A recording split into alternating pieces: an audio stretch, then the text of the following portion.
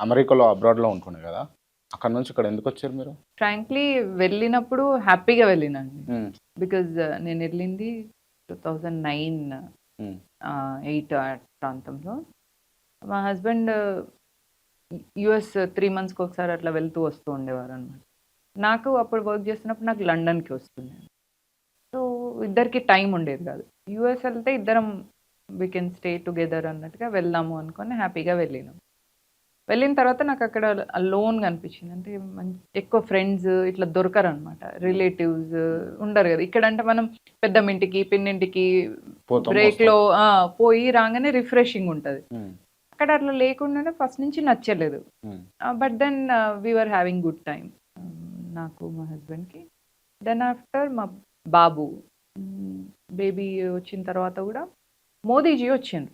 కాలిఫోర్నియాలో మేమున్నప్పుడు మోదీజీ వచ్చినప్పుడు వారి ప్రోగ్రామ్‌కెళ్దామంటే vehicle తీసుకొనెళ్తే traffic అసలు యూఎస్‌లో ట్రాఫిక్ ఎప్పుడు ఉండదు. హ్మ్. అసలు ట్రాఫిక్ ప్రాబ్లమే ఉండదు. ట్రాఫిక్‌లో ఇరుక్కోవడం అనేదే ఉండదు. హ్మ్. అట్లాంటిది ఎస్ఎఫ్ఓలో వారిది ఉన్నప్పుడు ట్రాఫిక్ ఉందని టాక్ అనమాట. అది పెద్ద న్యూస్ యూఎస్‌లో ట్రాఫిక్ వస్తే. ఓకే. అని మేము సైకిల్ మీద వెళ్ళినామనమాట. బాబుని ముందట బాస్కెట్‌లో కూర్చోబెట్టుకొని, హ్మ్. నేను బాబు ఒక సైకిల్ మీద, మా హస్బెండ్ వేరే సైకిల్ మీద. ఇట్లా వెళ్ళి మోదీ చేస్తే ఆయన అట్లా వెళ్తుంటే బాయ్ చెప్పి బాబుతోని బాయ్ చెప్పేసి చెప్పిండ్రు వెళ్ళి. ఆయన స్పీచ్‌లో ఒక మాట అన్నారు. హ్మ్.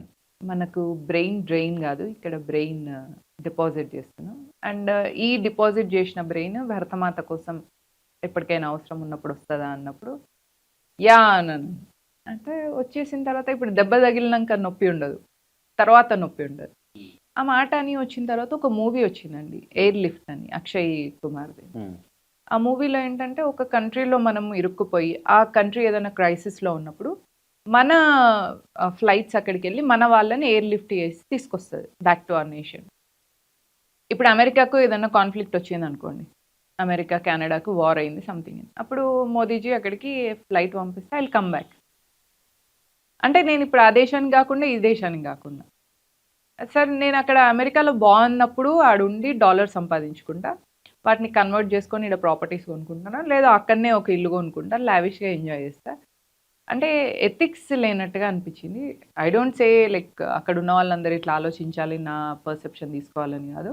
నాకట్లా అనిపిచ్చింది. నాట్ కరెక్ట్ ఇక్కడ ఉండగూడదు. ఒక్క పూట భోజనం ఉన్నా మంచిదే, ఓ జొన్న రొట్టె తిన్నా మంచిదే, మన దేశంలో ఉండాలి.